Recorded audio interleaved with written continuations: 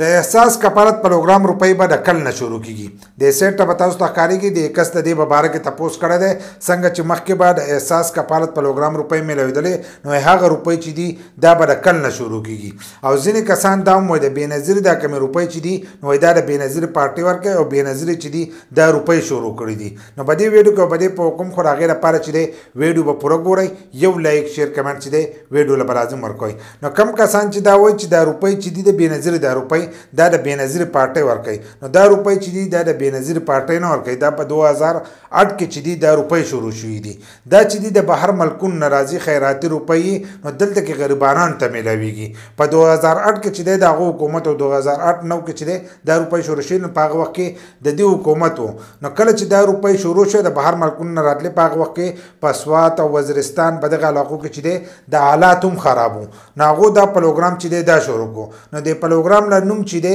نو دا د بېنظیري پروګرام کېښودلو په هغه وخت کې چې د بېنظیر هم نه ژوندی خو د دې د پارټۍ حکومت و نو دوی له دا نوم چې دی دا دغه کېښودلو نو اوس ورته خلک د بېنظیر روپۍ وایي نو بیا وخت داسې تېرېدو نو بیا پکې د عمران خان حکومت راغی کله چې د عمران خان حکومت راغی نو هغه په هغې کې دا ووي چې دا یو پارټي دا روپۍ نه ورکوي موږ به د دې روپو دا نوم چې دی دا بدل کړو څنګه چې بېنظیر انکم سپورټ پروګرام د دې نوم و نو هغه دا نوم وله موږ بدلو دې لږدو احساس کفالت پروګرام نو د هغې روپۍ چې دي دا به تاسو ته میلاویږي نو کله چې هغه روپۍ میلاوېدلې نو په هغه وخت کې چې دی 14,000 روپۍ چې دي تاسو له به د احساس کفالت پروګرام روپۍ چې دي هغه به تاسو ته میلاوېدلې نو بیا د هغه حکومت چې نو په هغه وخت کې احساس کفالت پروګرام نوم وله دی نو د کس چې د دې په باره کې تپوس کړی دی نو هغه روپۍ چې دي هغه اوس د بېنظیر روپۍ دي کومې ته چې احساس کفالت ویلی کېدلو نو دا روپۍ حقه روپۍ دي خو اوس ورته د بېنظیر روپۍ ویلی کېږي ځکه چې بیا د هغه حکومت ختم شو کله چې د عمران خان حکومت ختم شو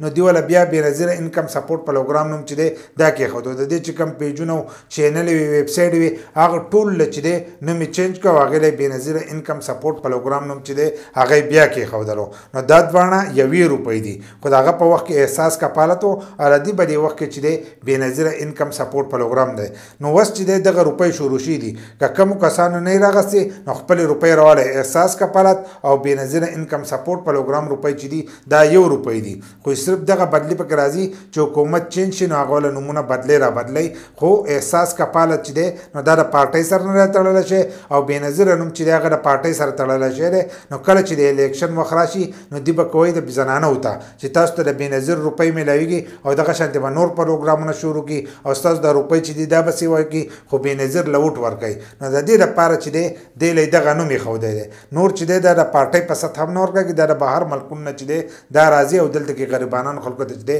دغه روپۍ میلاویږي